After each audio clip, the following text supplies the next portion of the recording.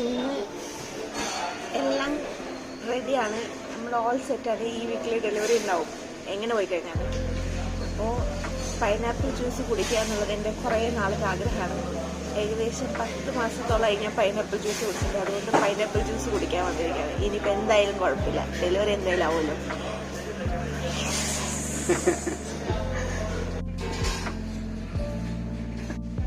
Juice വന്നിരിക്കുകയാണ്, കുടിച്ചോണ്ടിരിക്കുകയാണ്.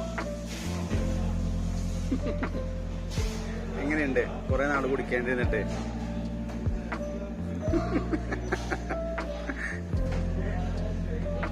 എന്ത് തോന്നുന്നു?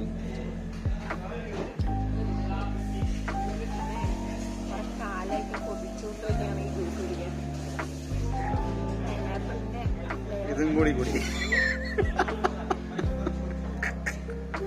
ഓവറാവില്ല, ഒരു ഗ്ലാസ് മതി.